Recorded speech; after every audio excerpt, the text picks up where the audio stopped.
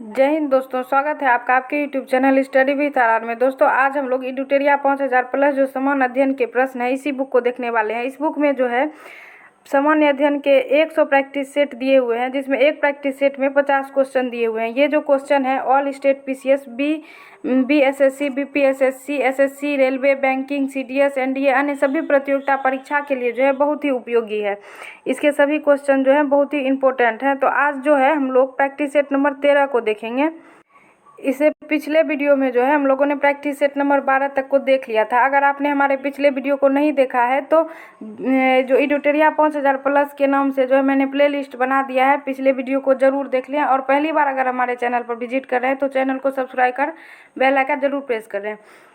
आज चलिए शुरू करते हैं। प्रैक्टिस सेट नंबर 13 को देखते हैं। इसमें 50 क्वेश्चन है सामान्य अध्ययन के। वीडियो को लास्ट तक जरूर देखिएगा, इसके सभी क्वेश्चन बहुत इंपॉर्टेंट है किसी भी एग्जाम के लिए।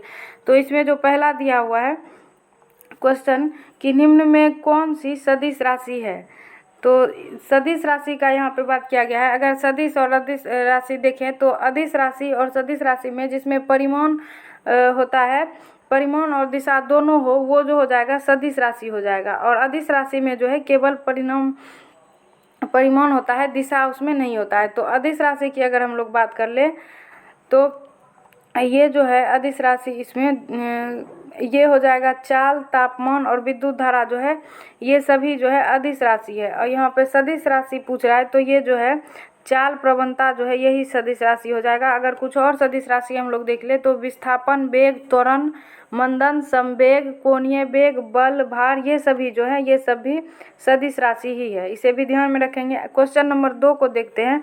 क्वेश्चन नंबर 2 में जो दिया हुआ है कि प्रकाश संश्लेषण के माध्यम से कुल स्थिरीकृत कार्बन डाइऑक्साइड का लगभग आधा भाग पृथ्वी पर कौन स्थिरीकृत करता है। तो ये जो करता है ये शैवाल कर देता है। पृथ्वी पर जो है CO2 को अवशोषित कर ऑक्सीजन जो देता है ये शैवाल ही देता है। जो इसका आंसर यहाँ पे ऑप्शन नंबर सी हो जाएगा। पादप जगत में अगर हम लोग देखें तो पादप जगत में जो सबसे बड़ा संघ है ये थैलोफाइटा हो जाता है। इसे ध्यान में रखेंगे, थैलोफाइटा हो जाता है। और इसके जो एग्जाम्पल है थैलोफाइटा संघ के, इसी में ये शैवाल, कवक और लाइकेन जो है ये सब थैलोफाइटा संघ के अंतर्गत ही आ जाएंगे। पादप जगत का उभयचर किसे कहा जाता है, तो ये क्वेश्चन भी बहुत बार पूछा गया है। पादप जगत का उभयचर जो है ये ब्रायोफाइटा को कहा जाता है। उसके बाद पादप जगत का जो रेप्टिलिया है ये टेरिडोफाइटा को कहा जाता है। इसे भी ध्यान में रखेंगे। और इसका जो एग्जाम्पल है फॉर्न और मॉर्सिलिया, टेरिडोफाइटा का एग्जाम्पल है, जो कि बहुत ही इम्पोर्टेंट है किसी भी एग्जाम के लिए।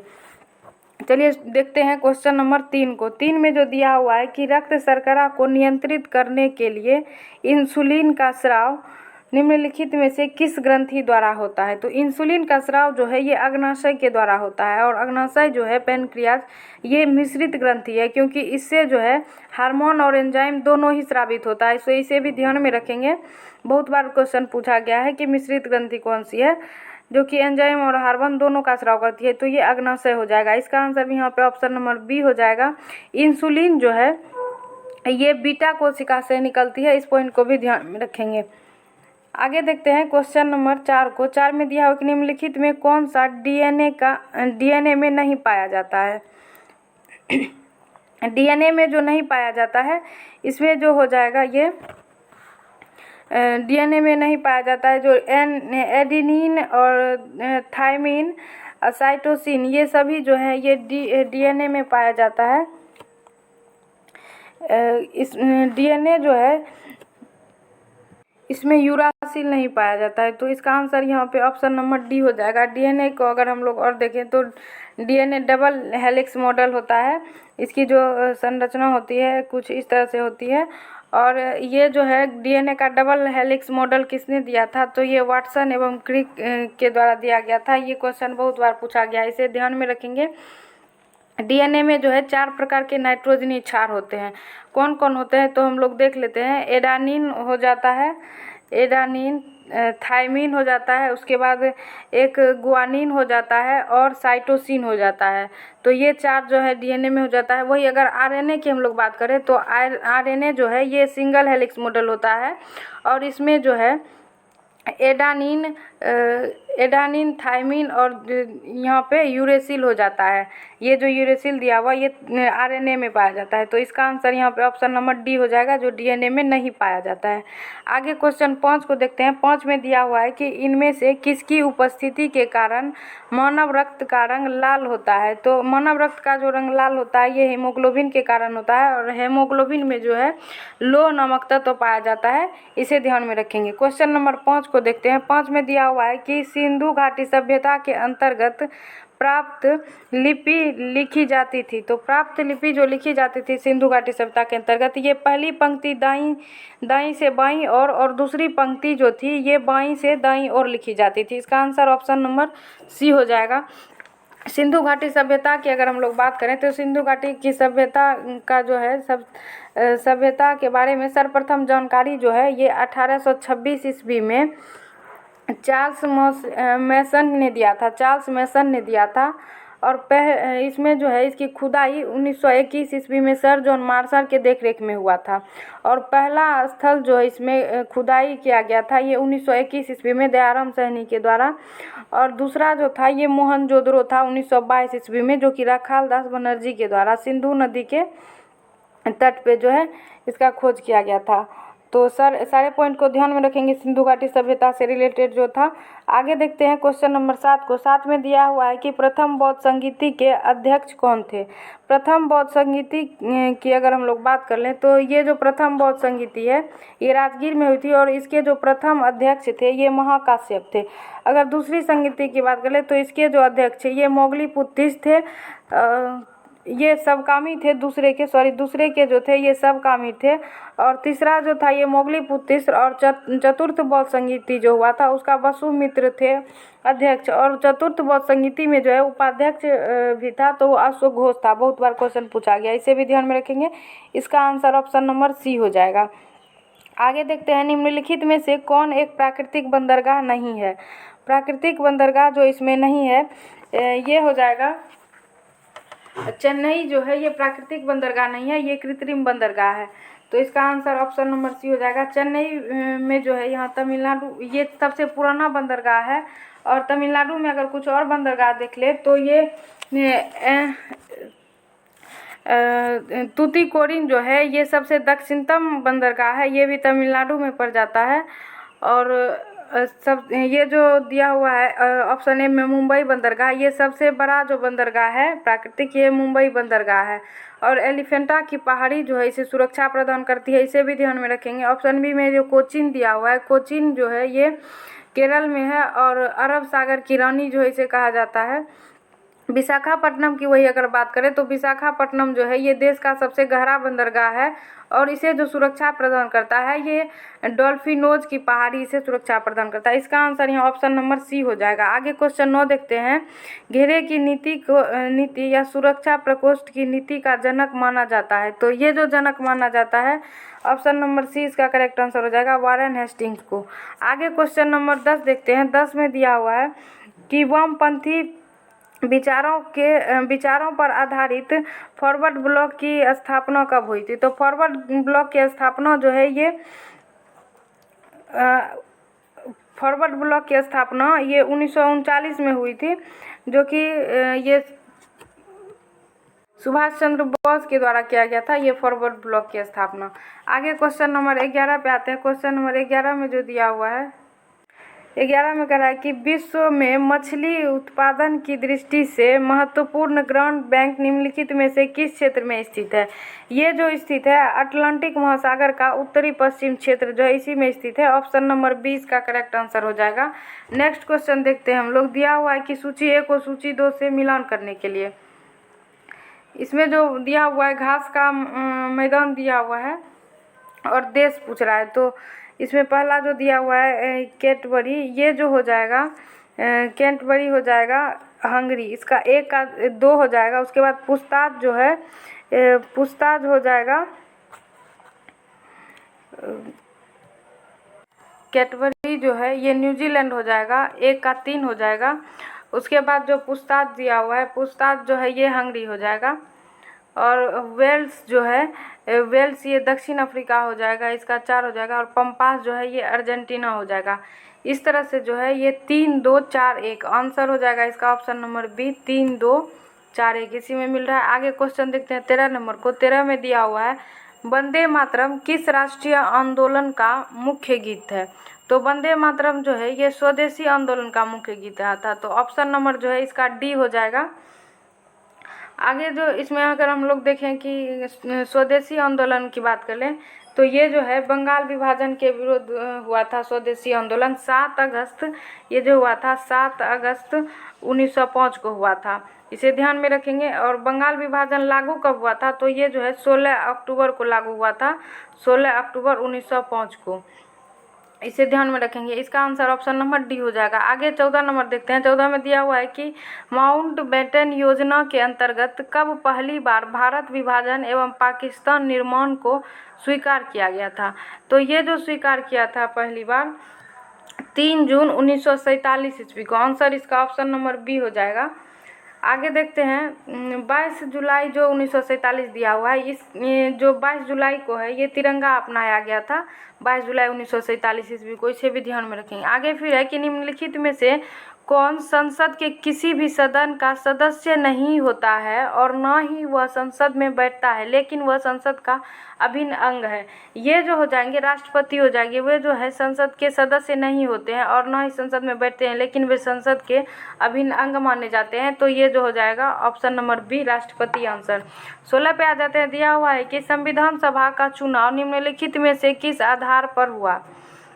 ये जो हुआ था वयस्क मताधिकार के आधार पर। ऑप्शन नंबर जो है इसका ए हो जाएगा करेक्ट आंसर, वयस्क मताधिकार के आधार पर। एक पॉइंट यहाँ पे और ध्यान रखेंगे कि वोट डालने का जो अधिकार है ये राजनीतिक अधिकार है और इसकी चर्चा जो है ये अनुच्छेद जो है 326 के अंतर्गत किया गया है।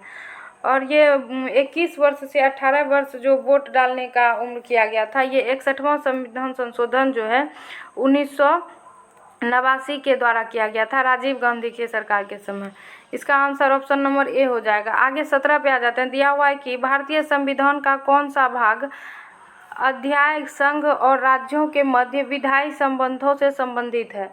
तो ये जो विधायी संबंधों से संबंधित है ये भाग 11 और अध्याय जो है 1 यही संबंधित है। अध्याय की अगर हम लोग बात कर लें तो ये टोटल अध्याय जो है 10 है, इसे भी ध्यान में रखेंगे। इसका आंसर ऑप्शन नंबर सी हो गया।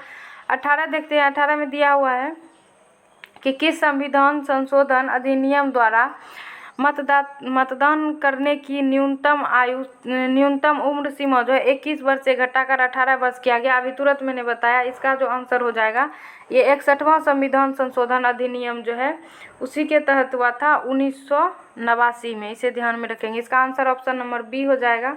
वही अगर देख ले हम लोग यहाँ 69वां संविधान संशोधन अधिनियम जो है इसके द्वारा जो है दिल्ली को राष्ट्रीय राजधानी घोषित किया गया था, इसे ध्यान में रखेंगे। आगे फिर देखते हैं 19 नंबर क्वेश्चन। नील आंदोलन का जमकर समर्थन करने वाले हिंदू पेट्रियाट का संपादक थे। तो हिंदू पेट्रियाट के जो संपादक थे ये हरीश चंद्र मुखर्जी थे। इसका आंसर तो ऑप्शन नंबर बी हो गया। यही अगर नील आंदोलन की बात करें हम लोग तो नील आंदोलन जो है ये बंगाल में हुआ था, इसे ध्यान में रखेंगे। नील आंदोलन बंगाल में हुआ था और ये जो है 1858 से 59 तक चला था, इसे ध्यान में रखेंगे। इसके प्रमुख नेता की अगर बात कर ले तो ये दिगंबर विश्वास और विष्णु विश्वास थे। आगे क्वेश्चन नंबर 20 को देखते हैं। निम्नलिखित में से किसने हिंदी भाषा को भारत का राष्ट्रीय भाषा के रूप में स्वीकार व पहली बार स्वराज शब्द का प्रयोग किया था। ये जो किया था दादा भाई नौरोजी के द्वारा किया गया था। इसका आंसर हो जाएगा ऑप्शन नंबर ए हो जाएगा। इसका आंसर ऑप्शन नंबर सी होगा, ये दयानंद सरस्वती होगा। दादा भाई नौरोजी ने जो है ये पहली बार स्वराज की मांग की थी, तो इसका आंसर जो है दयानंद सरस्वती हो जाएगा। दादा भाई नौरोजी ने 1906 ईस्वी में जो है कलकत्ता अधिवेशन में पहली बार स्वराज की मांग की थी, तो इसका आंसर जो यहाँ पे होगा ये दयानंद सरस्वती होगा, दादा भाई नौरोजी नहीं। आगे देखते हैं क्वेश्चन नंबर 21 को। 21 में दिया हुआ है कि श्रम गहन उद्योग वह है श्रम गहन उद्योग वह है जो अधिक श्रमिकों की आवश्यकता, जिसमें जो है अधिक श्रमिकों की आवश्यकता होती है, वही हो जाएगा। आंसर इसका ऑप्शन नंबर सी हो जाएगा। 22 देखते हैं कि निर्धनता का दुष्चक्र की अवधारणा निम्न में से किसके द्वारा दी गई थी। तो ये जो है बहुत ही वीवीआई क्वेश्चन है। इसका आंसर जो हो जाएगा ये ग्रेगर नर्क्स के द्वारा दी गई थी। ऑप्शन नंबर 20 का करेक्ट आंसर हो जाएगा। एडम स्मिथ जो यहाँ पे दिया हुआ है, ये अर्थशास्त्र का जनक जो है एडम स्मिथ को माना जाता है और इसके द्वारा जो है वेल्थ ऑफ नेशन पुस्तक लिखी गई थी, इसे भी ध्यान में रखेंगे। 23 नंबर क्वेश्चन देखते हैं। वेद त्रयी कहा जाता है। वेद त्रयी में जो है टोटल 3 वेद आते हैं और इसमें जो है अथर्ववेद नहीं आता है। तो इस सभी में जो है अथर्ववेद दिख ही रहा है ऑप्शन में। ये जो है ऋग्वेद, सामवेद और यजुर्वेद, यही इसका आंसर हो जाएगा। इसमें अथर्ववेद नहीं आते हैं, तो आंसर इसका ऑप्शन नंबर सी हो जाएगा। आगे 24 नंबर क्वेश्चन देखते हैं। 24 में दिया हुआ है कि डैश मुद्रास्फीति तथा बाजार के संबंधों को दर्शाता है। मुद्रास्फीति तथा बाजार के संबंधों को जो दर्शाता है ये फिलिप्स वक्र जो है यही दर्शाता है। ऑप्शन नंबर ए इसका हो जाएगा। आगे देखते हैं फिर, बुग्याल तथा पायस घास के मैदान किस प्रदेश में पाए जाते हैं। ये जो पाए जाते हैं बुग्याल तथा पायस, ये उत्तराखंड में पाए जाते हैं। जम्मू कश्मीर की अगर बात कर लें तो मर्ग जो है ये जम्मू कश्मीर में पाया जाता है। तो इसका आंसर यहाँ पे ऑप्शन नंबर ए हो जाएगा। आगे 26 देखते हैं। जलवायु परिवर्तन का क्या कारण होता है। जलवायु परिवर्तन का जो मुख्य कारण हो जाएगा, इसमें ग्रीन हाउस गैस, ओजोन परत का क्षरण और प्रदूषण, ये सभी हो जाएगा। इसका आंसर जो है ऑप्शन नंबर डी हो जाएगा यहाँ पे। नेक्स्ट क्वेश्चन देखते हैं। निम्नलिखित में कौन प्रत्यक्ष कर है। तो प्रत्यक्ष कर की अगर हम लोग बात कर लें तो ये व्यक्तिगत कर, निगम कर जो है ये दोनों है प्रत्यक्ष कर यहाँ पे हो जाएगा। सीमा शुल्क और सेवा कर जो है ये दोनों अप्रत्यक्ष कर के अंतर्गत आ जाते हैं। तो 1 और 2 जो है दोनों प्रत्यक्ष कर है। इसका आंसर ऑप्शन नंबर बी हो जाएगा यहाँ पे। आगे 28 नंबर क्वेश्चन देख लेते हैं। पारिस्थितिकी शब्द किसने दिया था। पारिस्थितिकी शब्द जो है ये टॉन्सले के द्वारा दिया गया था। पिछले वीडियो में भी ये क्वेश्चन बहुत बार आ चुका है। इसका आंसर ऑप्शन नंबर ए हो जाएगा। पारिस्थितिकी विज्ञान की अगर बात कर लें तो ये जो है हैकल के द्वारा दिया गया था। ऑप्शन नंबर बी में जो है यही, अगर ऑप्शन डी में जो लीडमैन दिया हुआ है, ये क्वेश्चन पूछा जाता है कि ऊर्जा का जो है 10% नियम जो है ये किसके द्वारा दिया गया था। तो ये जो है लीडमैन के द्वारा दिया गया था, इसे ध्यान में रखेंगे। इसका आंसर ऑप्शन ए हो गया। आगे देखते हैं क्वेश्चन नंबर 29 दिया हुआ है कि निम्नलिखित में से किस एक में ध्वनि की चाल सबसे अधिक होती है। ध्वनि की चाल जो है सबसे अधिक ठोस में होती है। यहाँ पे इसे देखिए कि जल और ये तो द्रव्य हो गया, गैस हो गया, ये दोनों। तो लकड़ी जो है यहाँ पे एकमात्र ठोस दिया हुआ है, तो सबसे अधिक जो है ये ठोस में होती है। उसके बाद द्रव्य और सबसे कम जो है वो गैस में होती है। तो इसका आंसर सबसे अधिक पूछ रहा था, ऑप्शन नंबर डी ही हो जाएगा। आगे फिर देखते हैं क्वेश्चन नंबर 30 को। 30 में दिया हुआ है कि विद्युत चुंबकीय तरंगे क्या है। विद्युत चुंबकीय तरंगे जो है ये प्रकाश तरंग भी होती है। तो ये जो है अनुप्रस्थ तरंगे है। अनुप्रस्थ तरंगे प्रकाश तरंग होती है। और ध्वनि तरंग जो है उसकी अगर हम लोग देखें तो ध्वनि तरंग जो है ये अनुदैर्घ्य तरंग होती है, जो ऑप्शन ए में दिया हुआ है। विद्युत चुंबकीय तरंग ये अनुप्रस्थ तरंग है। इसका आंसर ऑप्शन नंबर ए हो जाएगा यहाँ पे। आगे 31 देखते हैं। 31 में दिया हुआ है कि निम्नलिखित में से वनस्पति पादप जगत का सबसे बड़ा समूह कौन सा है। तो अभी मैंने पीछे क्वेश्चन में ये क्वेश्चन आया हुआ था। तो सबसे बड़ा जो पादप जगत का समूह ये थैलोफाइट हो जाएगा, इसे ध्यान में रखेंगे। और ब्रायोफाइटा जो है इसे पादप जगत का उभयचर कहा जाता है। टेरिडोफाइटा जो है ये रेप्टिलिया पादप जगत का कहा जाता है। ऑर्थोपोडा जो है ये जंतु जगत का सबसे बड़ा संघ जो है ऑर्थोपोडा, इसे भी ध्यान में रखेंगे। क्वेश्चन नंबर 32 में दिया हुआ है कि ऊर्जा का पिरामिड हमेशा होता है। ऊर्जा का पिरामिड जो है ये हमेशा सीधा होता है। आंसर इसका ऑप्शन नंबर ए हो जाएगा। आगे फिर 33 में दिया हुआ है कि निम्नलिखित क्रांति में कौन सुमेलित नहीं है। तो पहला जो दिया हुआ है ये खाद्य दिया हुआ है, हरित क्रांति जो कि सही दिया हुआ है। फिर है दुग्ध उत्पादन, ये श्वेत क्रांति, ये भी सही है। उद्यान जो है ये सुनहरी क्रांति, ये भी सही है। ये कुक्कुट जो है पालन, ये भूरी क्रांति दिया हुआ है, ये सही नहीं है। कुक्कुट पालन जो है ये भूरी क्रांति नहीं होता, ये रजत क्रांति या मुर्गी पालन से हो जाता। तो इसका आंसर सुमेलित नहीं है जो पूछ रहा था, यही हो जाएगा ऑप्शन नंबर डी। आगे देखते हैं क्वेश्चन नंबर 34 दिया हुआ है कि वर्ष 2011 के जनगणना के अनुसार सर्वाधिक लिंगानुपात किस राज्य में है। तो सर्वाधिक लिंगानुपात वाला जो है लिंगानुपात वाले राज्य का क्रम पूछ रहा है। तो इसमें जो हो जाएगा ये सर्वाधिक लिंगानुपात केरल में है, उसके बाद जो है तमिलनाडु हो जाएगा, उसके बाद आंध्र प्रदेश। तो इसका आंसर जो है ऑप्शन नंबर बी हो जाएगा। केरल में जो है लिंगानुपात ये 1084 है, इसे ध्यान में रखेंगे। प्रति 1000 पुरुष पे महिला की संख्या जो है 1084 है, सॉरी 85 लिख दिया, 1084। और पूरे भारत का अगर ओवरऑल देखें तो ये जो है 943 है लिंगानुपात। बिहार का अगर देखें तो ये 918 हो जाएगा। और सबसे कम अगर देखें तो ये जो है हरियाणा में है, जो कि 876 है। इसका आंसर ऑप्शन बी हो गया। आगे देखते हैं क्वेश्चन नंबर 35 कि निम्नलिखित को सुमेलित करें। बांध दिया हुआ है यहाँ पे और नदी दिया हुआ है। तो पहला जो दिया हुआ है तिलैया बांध, ये जो तिलैया बांध है बराकर नदी पर है, जो कि झारखंड में है। तो एक का तो 2 हो जाएगा। आगे फिर है कि पंचेत बांध जो है ये दामोदर नदी पर है, 1 हो जाएगा। उसके बाद बाण सागर परियोजना जो है ये सोन नदी पर है। और रंजीत सागर बांध परियोजना ये जो है ये रावी नदी पर है, इसे ध्यान में रखेंगे। तो इसका जो आंसर यहाँ पे हो जाएगा 2 1 3 4, 2 1 3 4 ऑप्शन नंबर डी में दिया हुआ है, ये इसका आंसर हो जाएगा। आगे फिर देखते हैं 36 नंबर, निम्नलिखित में कौन सा देश स्थल रुद्ध है। तो यहाँ पे जो स्थल रुद्ध देश दिया हुआ है ये जो पराग्वे दिया हुआ है यही स्थल रुद्ध है। बाकी सभी जो है इसका आंसर हो जाएगा यहाँ पे ऑप्शन नंबर बी। और ये जो है राजधानी इसका जो हो जाएगा ये हो जाएगा ऑस्निशियन, ये जो है इसका राजधानी हो जाएगा, इसे ध्यान में रखेंगे। और कोलंबिया जो दिया हुआ है इसकी राजधानी अगर हम लोग बात कर लें तो ये हो जाएगा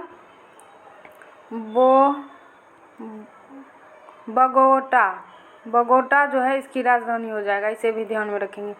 आगे फिर हम लोग देखते हैं क्वेश्चन नंबर 37 को। 37 में दिया हुआ है कि ग्रैंड कैनियन घाटी निम्न में से किस नदी की धारा से बनी तंग घाटी है। तो ये जो घाटी है कोलोरेडो नदी से बनी हुई जो है तंग घाटी है, ऑप्शन नंबर बी हो जाएगा इसका करेक्ट आंसर।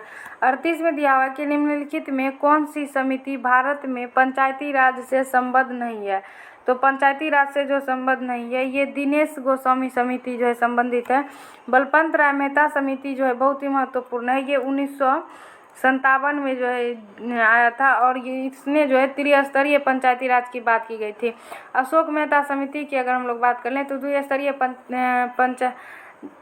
द्विस्तरीय पंचायती राज जो है इससे संबंधित है और ये जो है 1977 में आया था अशोक राय मेहता समिति।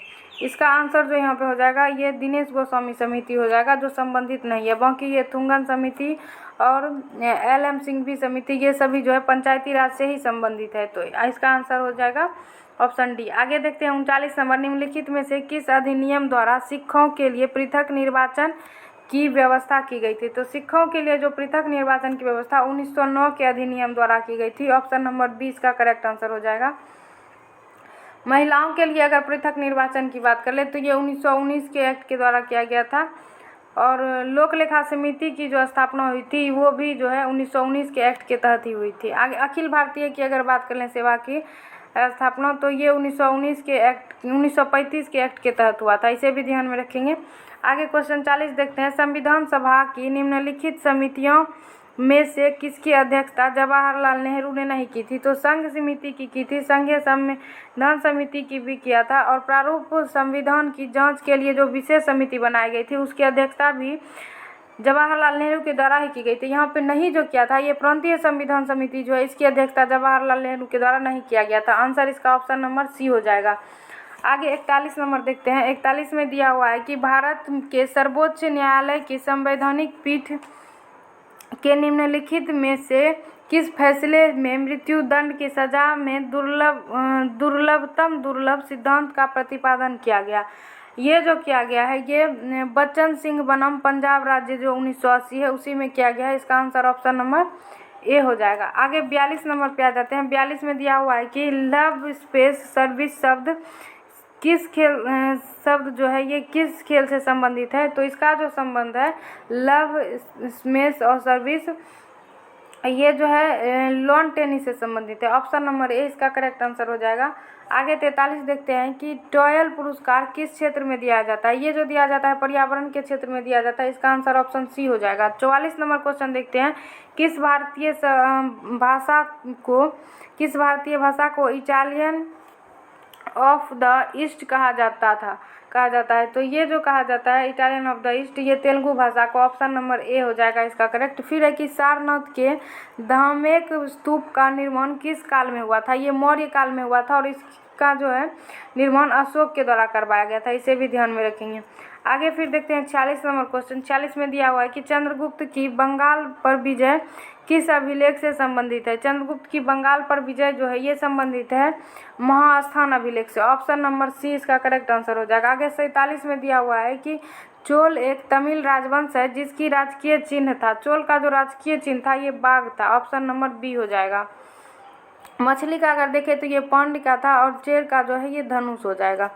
आगे देखते हैं, इसका आंसर ऑप्शन बी हो गया। 48 नंबर, 48 में जो दिया हुआ है कि एरोल की गुफा का संबंध किस धर्म से है। तो एरोल की गुफा जो है ये बौद्ध धर्म, जैन धर्म और हिंदू तीनों से ही संबंधित है। इसका आंसर ऑप्शन सी हो जाएगा। 1, 2 और 3 जो है सभी सही है। 48 देखते हैं, 48 में दिया हुआ है कि गांधी के नाम से पहले महात्मा जोड़ा गया था। तो गांधी के नाम से पहले महात्मा जो जोड़ा गया था ये जो जोड़ा गया था चंपारण सत्याग्रह जो हुआ था 1917 में, उसी के बाद जो है ये गांधी नाम के पहले जो है महात्मा जोड़ा गया था। इसका आंसर ऑप्शन नंबर ए हो जाएगा। 50 नंबर क्वेश्चन देखते हैं जो कि आज का अंतिम क्वेश्चन है। इसमें जो दिया हुआ है कि भारत में मुस्लिम शासक को किस शासक ने आरंभ किया था। तो ये जो मुस्लिम शासन को आरंभ करने का श्रेय दिया जाता है ये मोहम्मद गौरी को। इसका आंसर ऑप्शन नंबर डी हो जाएगा। वीडियो को लाइक शेयर जरूर करें और वीडियो को देखने के बाद कमेंट भी जरूर करें। अब मिलेंगे नेक्स्ट वीडियो में सेट नंबर 14 के साथ। धन्यवाद।